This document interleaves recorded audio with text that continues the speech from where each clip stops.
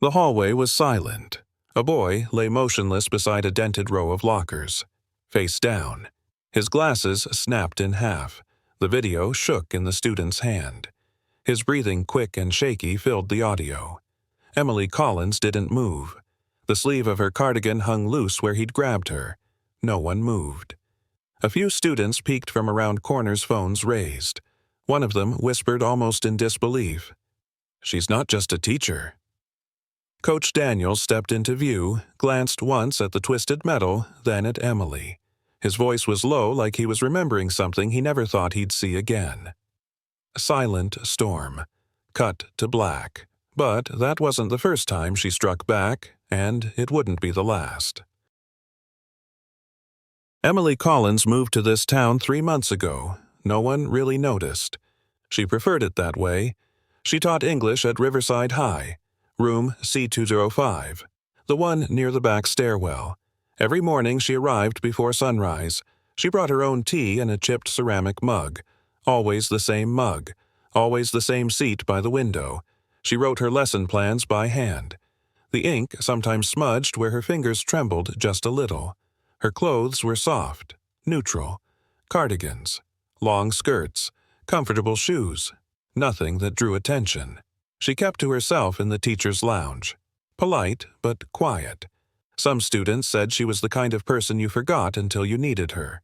One girl called her calm, like a book nobody checks out, but you're glad it's there. But that morning something was different. Something in her didn't settle. That Tuesday started like the others. Emily parked in the same spot, unlocked the side door, walked the same quiet hallway. The lights flickered like they always did. She didn't think much of it. In her classroom, she opened the window a crack. The morning air was crisp. Fall was settling in. She laid out her lesson of mice and men, folded the corner of her notebook, sipped her tea. Then she paused. There was a sound. Faint, sharp, somewhere beyond the wall out in the hallway. She set her pen down slowly. Her hand lingered on the desk, flat and steady. It wasn't a scream. More like a cry someone tried to swallow. She stood, not in panic, not in fear, but with the weight of someone who's heard that kind of sound before. Emily stepped into the hallway. The school was between periods. Quiet. Just the echo of lockers closing in the distance. She walked toward the far wing. The sound came again, closer now. A voice, low, mocking. A boy's voice followed by a faint reply. "Come on, we're just having fun, right?" Then silence. Emily turned the corner. There they were.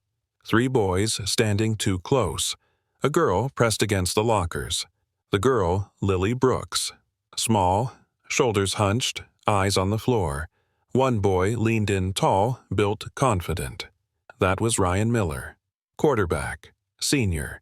The kind who never got told no. Emily didn't raise her voice. She simply said, "Is there a problem here?" Ryan turned. Slow, calm, like he'd been expecting her. He smiled, but his eyes didn't. "No problem at all, Ms. Collins," Ryan said. His voice was smooth, but too smooth. He turned to Lily. "We were just talking about her writing, weren't we?" Lily didn't answer. She kept her eyes low. Emily looked at the 2 boys beside him. Ethan Scott had his phone out. Noah Taylor cracked his knuckles. She stepped forward. "Lily, you can head to class now." Ryan shifted, blocking her path. She and I weren't finished. Emily didn't blink. Her tone stayed calm. "You are now." Lily looked up just once, saw Emily, and ran. Ryan didn't chase her. He stayed where he was. He stared at Emily like she had just broken a rule he thought she didn't know existed. Then he stepped closer. Too close. Ryan stood just inches from Emily. He was taller, broader, and knew it. "You think because you teach here you're in charge." His tone dropped. "This isn't your classroom." Ethan moved slightly to the left. Noah took half a step to the right. Emily noticed. Not panic, just awareness. They were closing in. Maybe they didn't even know it. But she did. She shifted her feet. Subtle. Balanced. Her voice stayed even. "The rules don't stop at the door, Ryan." He laughed. "No humor in it. Respect." You haven't earned it. Then louder, maybe someone should teach you how this school works. He reached forward, grabbed her cardigan. Emily didn't flinch, not yet, but her hand moved, almost without thought. Time didn't slow down. It just got quiet. Emily's mind went still like water before a storm. Years of muscle memory took over. She caught Ryan's wrist with her left hand. Her right slipped under his elbow. One step, one turn. His weight did the rest. The sound of his body hitting the lockers echoed down the hallway. A loud, hollow thud. Ryan landed hard. Air knocked from his lungs.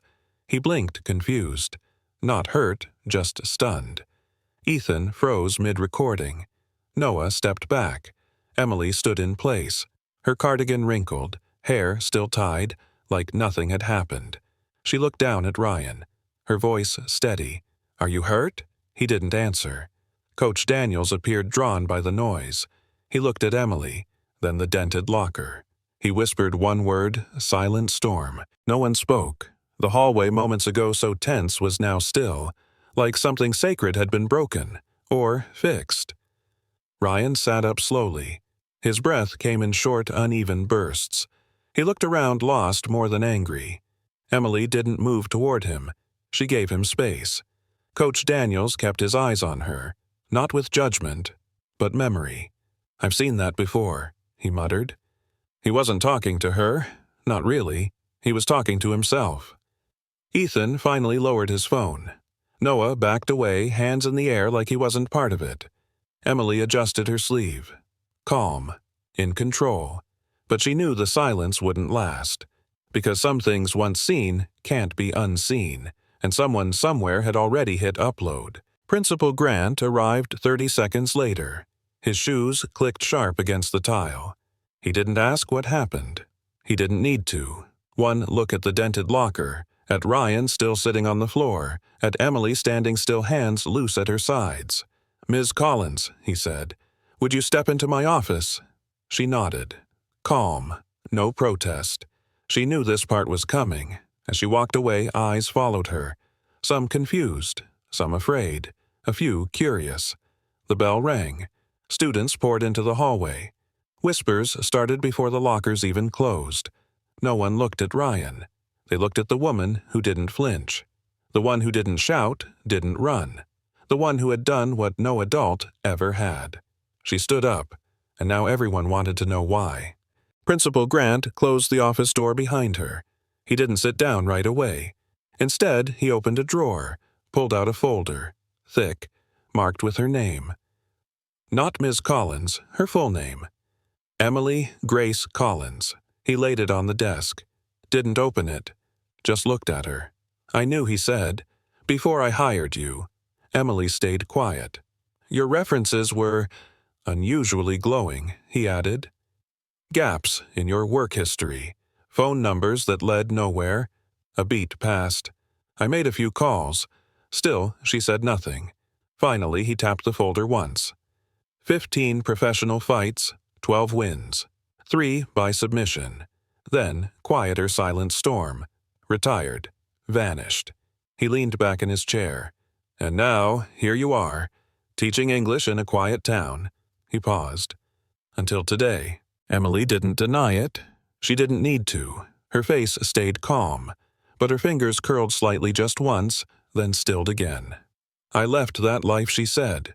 Her voice was soft, almost quiet. "I didn't come here to fight." Principal Grant nodded.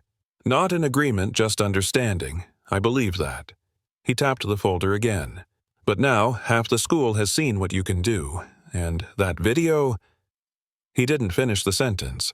He didn't have to. Emily looked out the window. A bird landed on the railing. Flew off again. "You still want me here?" she asked. His answer came after a pause. "Do you still want to be here?" Another pause. Longer. Then she whispered, "I don't know." The next morning, the school felt different. It wasn't louder. It wasn't quieter. Just different. Students looked at Emily longer than usual.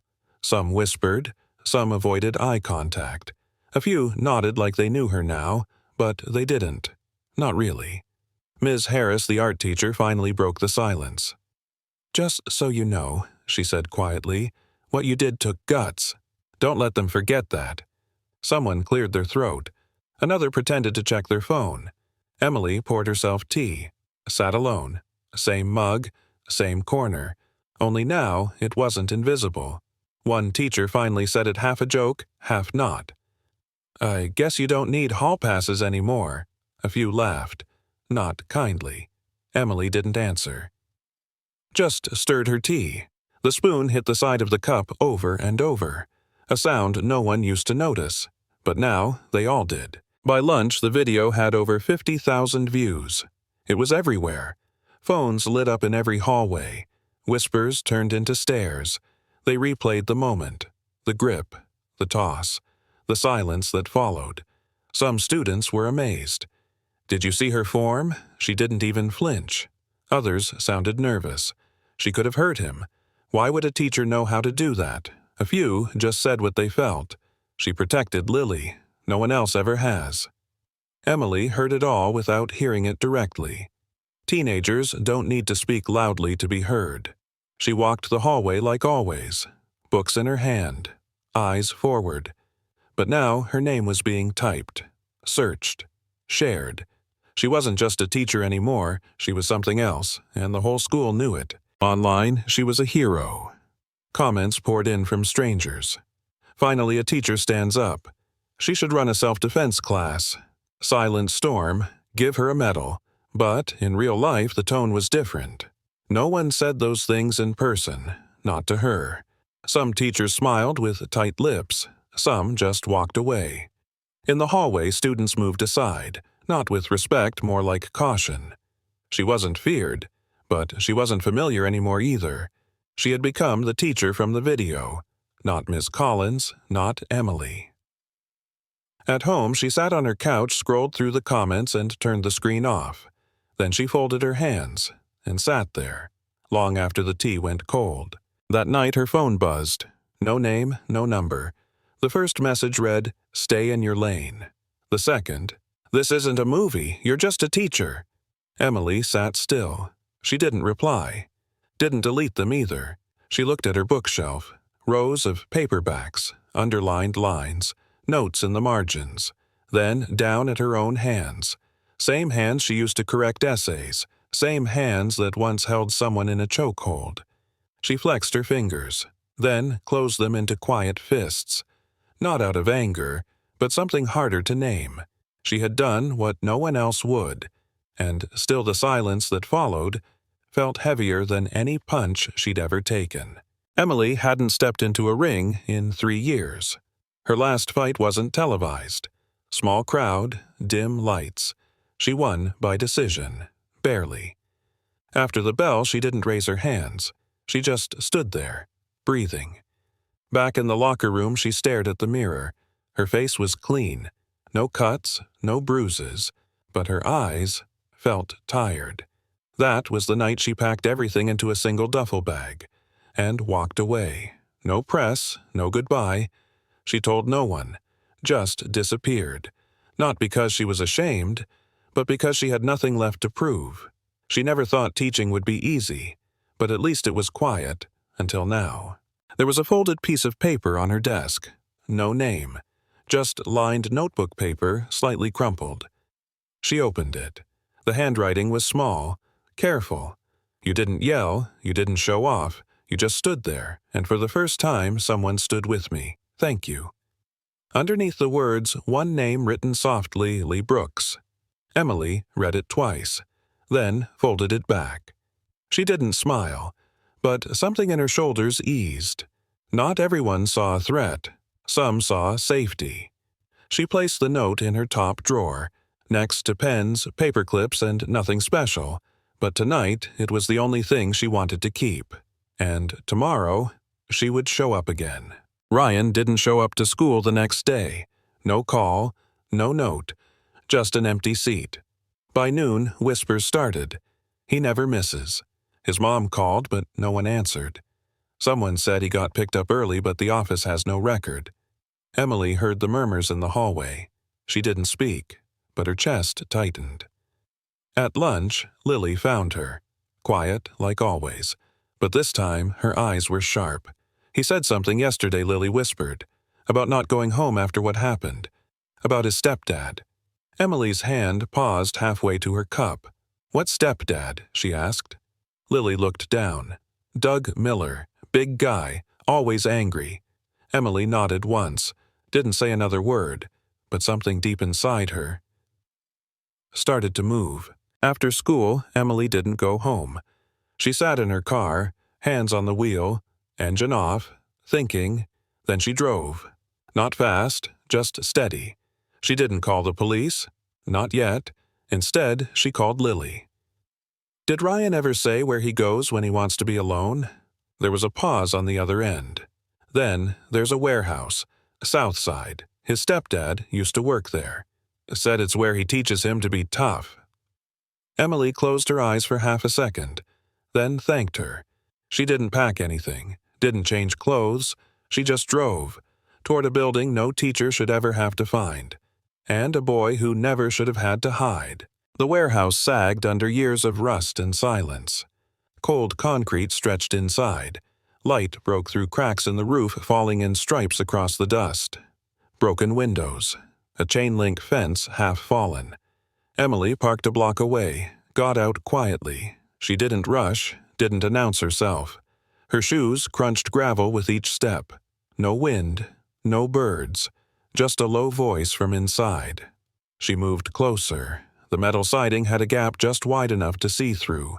Inside, Ryan sat on a crate, head down, jacket torn. Across from him stood a man, big, red-faced, Doug Miller. Voice sharp, steady, controlled. You think you're tough now? Getting thrown around by a woman? Emily didn't breathe. She just watched. Then slowly, she pulled out her phone and hit record. Doug didn't yell. He didn't have to. His words cut in low tones, like someone teaching a lesson he'd taught too many times. You let some teacher humiliate you. She made you look weak. So now I look weak. Ryan didn't speak, didn't even lift his head. Doug stepped closer. You want to be a man? Then stand up. Still nothing. Doug's voice dropped lower. I said, get up. Emily kept recording. Her grip firm, breath steady. The air inside the warehouse felt heavy, like something was waiting to fall. Doug raised his hand, fist clenched. Ryan flinched. That was enough. Emily stood, stepped into view, her voice clear. Calm. That's enough, Doug. Doug turned fast. His eyes landed on Emily. His face twisted half surprise, half something else. Well, well. The tough teacher, he said. You here to fight your students' battles too? Emily didn't blink. She took one more step forward. I'm here to stop one. Doug laughed, loud and dry. You think you scare me? With your little karate moves? Emily's voice stayed calm. I don't need to scare you. I just need you to stop. She raised her phone. Recording started 2 minutes ago. I've already sent the location. Doug's smile faded, but his hands didn't drop. Ryan still hadn't moved. His eyes were open but empty. Emily looked at him. You're not alone anymore. Then turned back to Doug. One chance. Walk away. Doug didn't walk away. He stepped forward. Big, loud, confident. Emily had seen men like him before. Too used to being obeyed. Too sure their size was enough. You think that phone makes you brave? He sneered. Put it down. Let's see who you really are. She didn't raise her voice. I know who I am. Doug lunged. Clumsy. Fast. Emily moved sideways. Quick. Precise. His arm flew past her. She countered with one clean step and a sharp elbow to the ribs. Doug stumbled. He turned back red-faced furious. Swung wide. She ducked. Stepped in close. Hooked his arm. One twist. One shift of balance. And Doug hit the floor hard. Not hurt, but not in charge anymore. Doug stayed down, breathing hard. Emily didn't gloat. She stepped back, gave him space, then turned to Ryan. He was still on the crate, still quiet, but his hand moved, reached into his jacket, pulled out his phone. He looked at Emily just for a second, then pointed the camera toward Doug. Pressed record. Emily didn't stop him. "Keep it steady," she said. Doug groaned, rolled to his side, tried to speak, failed. Emily stood near but didn't touch him. "You're not hurt," she said flatly, "just surprised." The sirens were faint but getting closer. Ryan spoke, his voice raw, unsure. "Will they believe me? This time?" Emily looked at him. "They don't have to. You've got proof now." The police arrived 7 minutes later, an ambulance too. Doug didn't resist. He barely looked at anyone. Ryan gave his statement. Quiet, but clear. Emily stood beside him. Not as a shield, not anymore, just present. That night, the video from the warehouse spread fast, faster than the one in the hallway. This time, the world didn't just see what happened. They saw why it happened. Comments poured in from parents, teachers, strangers. Some called her a hero. Others asked, why did it take a fight to protect a student? At school, the tone changed. Still quiet, still cautious, but no longer cold. And somewhere in the middle of all that noise, a simple truth started to grow. She didn't fight to win. She fought so someone else didn't have to. The school board called a meeting. Packed room, folding chairs, news crews at the back. Emily sat in the second row, not hiding, not waiting, just listening.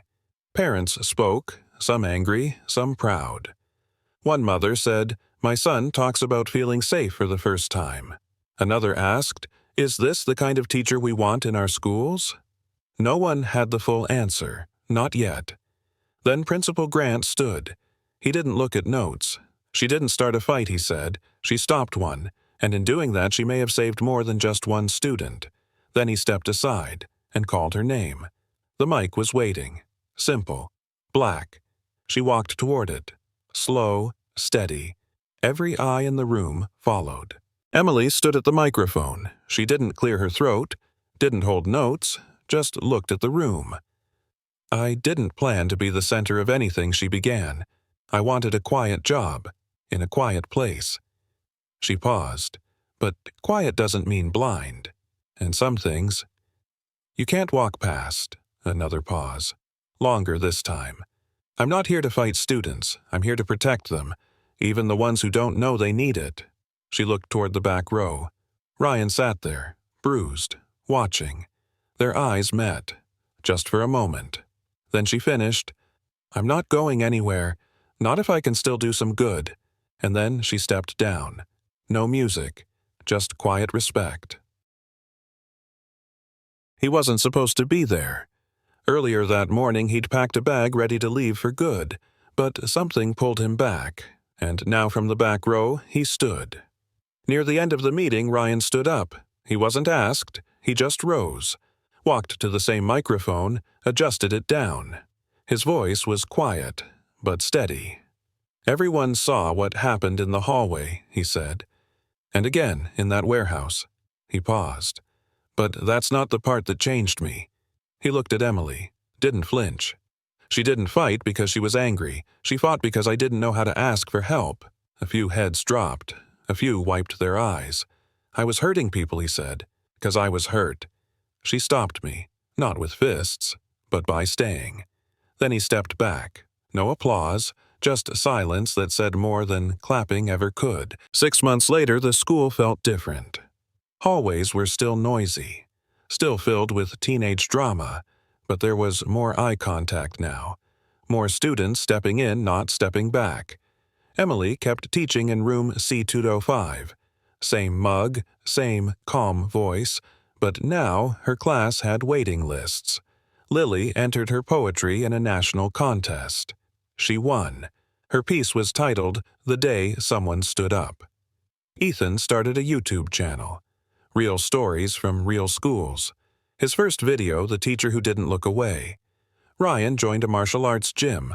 Not to fight, to learn control. He helped younger kids stay out of trouble. No one talked about the throw anymore. They talked about what came after, because what changed them wasn't the moment. It was the way someone chose to stay. 3 years later, her phone rang on a quiet Sunday. Ms. Collins.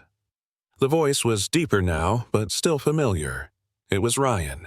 I got into grad school, social work, and I'm starting something for kids like I was. Emily closed her eyes. Let the words settle.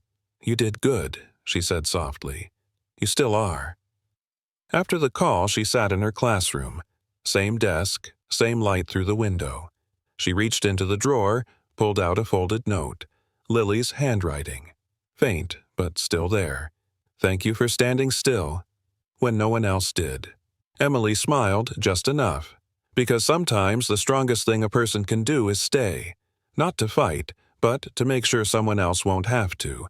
And maybe that's what real teaching looks like.